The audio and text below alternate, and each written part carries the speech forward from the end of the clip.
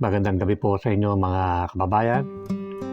Loobin nawa ng Diyos na kayo po ay nasa mabuting kalagayan sa parte ng ating bansa at ng mundo. At loobin niyo rin na ingatan po tayo sa lahat po ng mga panahon, mga kababayan. Mga kababayan, this is episode number 58. Bibigyan ko po siya ng title na Mismanage or Mismanagement ang bansa, mga kababayan. So, after the World War II, mga kababayan, hanggang sa kasalukuyan, ang bansa po ay nananatiling mismanaged or mismanagement. Bakit kaya? Hanggang ngayon, naunahan na po tayo ng ibang bansa, katulad ng Singapore, Malaysia, Thailand, Indonesia, Vietnam. Ang Vietnam, kamakilala lamang siya umangat eh. Kaya nga noong 1991, sinabi ko doon sa co-employee ko na darating ang time na ang Vietnam ay mauungusan tayo. So nangyari na nga po yan. So nung si President Clinton ay dumalaw doon sa Vietnam at nagkaroon na po ng pagkakaigihan. So nagkaroon na rin po ng bilateral relationship. So inalis na po yung economic embargo. Kaya nga mapapansin po ninyo, napakarami na pong mga semiconductor factories sa Vietnam at napakaganda na po ngayon, mga kababayan. So naungusan na po tayo. Samantalang tayo ay hanggang ngayon po ay naiiwanan. Ayan po, yung mga napapabalita pong corruption. So, mapapansin po ninyo mga kababayan, ever since after the war, yan pong corruption ay meron na. Hindi nyo lang napupuna. Ang uso po nung araw ay since napakalaki po nung bakanting lupa po nung araw, kuha dito, kuha doon ng mga tao. Kahit walang mga papel. Patitulo dito, patitulo doon. At benta dito, benta doon. Kahit hindi naman kanila mga lupa. So, ganyan po ang nangyayari. Kasapakat po ang mga ibang ahensya ng gobyerno, lalo na yung mga yan nasa ahensya ng paglulupa. So talamak po dyan ang corruption po, mga kababayan, mga lagayan. Yan po lupa, mga kababayan, yan po ay napakalaking halaga, bilyon ang tinutukoy po dyan, lalo na kung along the National Highway. Prime lot po yan para sa mga commercial. Kaya nangyayari po dyan, yung mga taong malalakas ang loob, kinukuha nila yan. Tapos pinatituluan nila. Wala namang kikibo o may kikibo, wala akong magagawa yung mga maliliit na kababayan natin. Kundi pabayaan na lamang. Kaya nga nangyayari, nagiging kawawa ang mahihirap, mga kababayan. Hanggang sa ngayon po, mga kababayan, kawawa ang mga mahihirap. So ever since after the war o World War II hanggang sa kasalukuyan po, ang bansa po ay mismanaged o mismanagement. Kaya nga sabi ko nga sa inyo before, kahit sino po ang ilagay ng mga leaders po dyan, magsanib pa ang administration o opposition, o magsanib pa ang mga nakaraang administration at pagsama-sama na po sila dyan, at baguhin pa ang form of government natin o yung ang ating constitution o yung economic provision niya, o magkaroon man ng death penalty o magpasa pa ng maraming mga batas, mga kababayan, o maglagay pa ng mga matatalino at mga galing. Nakita niyo naman, ang daming magagaling at matatalino. Ano nangyari so? Mismanaged pa rin ang bansa, mga kababayan. Kaya ang main na problem po niyan, kaya mismanagement ang ating bansa, mga kababayan. Kasi nga po, nananatili pa rin po na mga batas po natin ay pawang nagsasalita o pawang nangungusap lamang.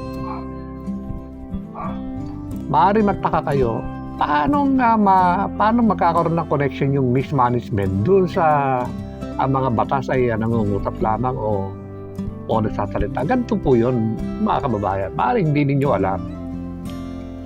O maaaring hindi rin siguro alam ng mga abogado o yung mga expert sa batas na mga batas po natin ay nangungusap at nagsasalita sa atin. Kahit naman ang Diyos nung nagbigay nga ng the Ten Commandments, nangungusap yun sa mga Israelite.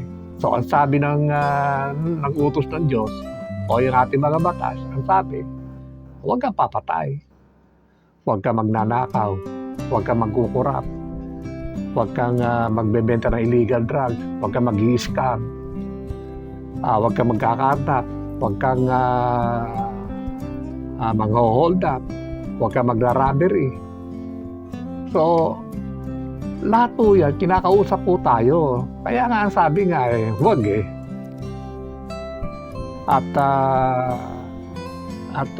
ang problema nga po, kinakausap po tayo ng mga batas. Ang problema po,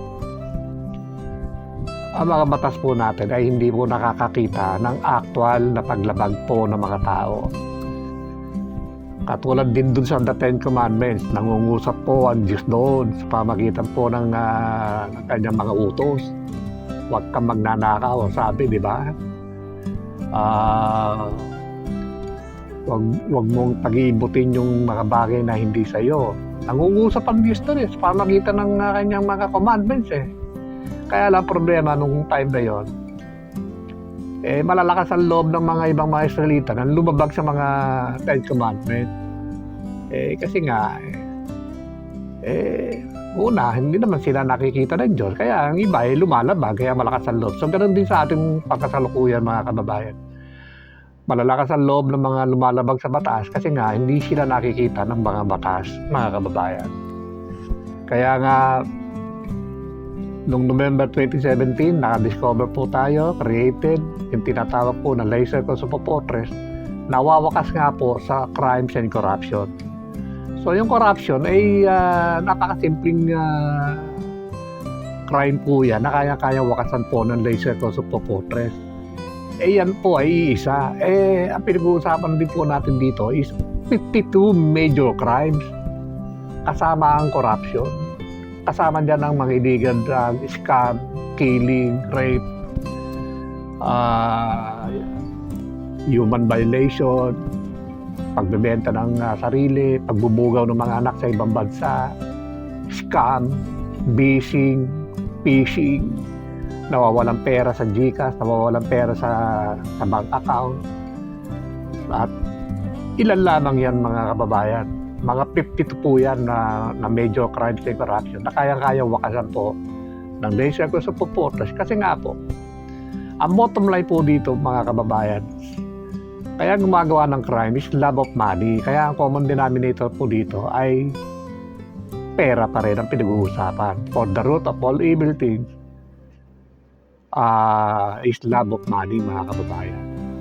So, yan po ang nangyayari, mga kababayan. Kaya nga magpapatuloy po ang mismanagement ng ating bansa. At habang ang mga batas po ay hindi po nakakakita ng actual na paglabag ng mga tao, mga kababayan. So nakita nyo naman ngayon, habang tumatagal, ang daming nadadana pati COA, pati nga Department of Budget and Management, napapasama na rin sa mga iniimbestigahan. Paano nakalusot yung budget na yun? Ganon. From DPWH, siyempre, andyan ang COA, taga-bantay, andyan po ang taga-release po ng pera. So, nagtataka po, paano nangyari nga? Na-release ang pera. Yun ang problema, mga kababayan. Kaya sinasabi ko na ang bansa po ay magpapatuloy sa pagiging mismanaged. So, para mawala po yung mismanagement po yan, we need Laser Kosovo Fortress na ipatupad po ng isang wisdom president. At under the Laser Kosovo Fortress, everything is documented. in real time sa buong population at landmass ng bansa. So, ibig sabihin, since pera po ang pinag-uusapan dyan, hindi na po pwedeng mangyari yung nagkaroon ka ng approval, hindi alam ng amo mo, di-release mo ang budget, hindi alam ng amo mo, at meron kayong mga hocus-pocus doon. In the end, tatanggap kayo ng pera. Ganun nga. So yan po yan, ay malalaman po yan at madetect at marirecord po ng Laser Corp Super Fortress, mga kababayan. So ano po mangyayari kung mangyayari po na ipapatupad po ng gobyerno itong ating na-discover na Laser Corp Super Fortress? Wala na pong gagawa ng mga hidden agenda, ng corruption, at aasa na lang po ang mga ahensya ng gobyerno, yung mga empleyado po sa kanilang mga sweldo, mga benefits na binibigay po ng gobyerno sa kanila. So, plus, kung meron kayong additional na negosyo, yun, kikita po kayo doon. Pero sigurado po yun, hindi po kayo mandadaya po doon ng mga taxes. Kasi nga po, malalaman din po ng gobyerno kung kayo po ay hindi nagbabayad ng buwis o under tax payment po, mga kababayan. So, yan po ang tunay na pamamaraan upang ang bansa po ay maging kahit na hindi abogado, bilang isang pangulo, o kahit na hindi siya economic expert.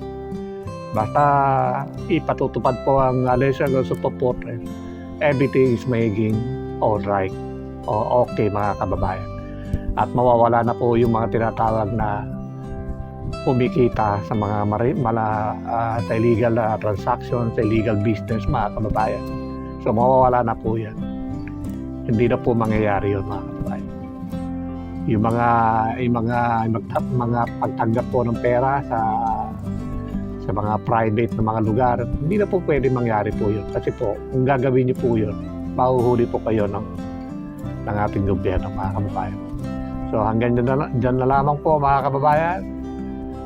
We need Laser Corp Super Fortress upang ang bansa po ay maging well-managed, mga kababayan. Maraming salamat po at ingatan po tayo ng ating Panginoon Diyos sa lahat po ng sakuna, delubyo at sa lahat po ng mga panahon, mga kababayan. Maraming salamat po.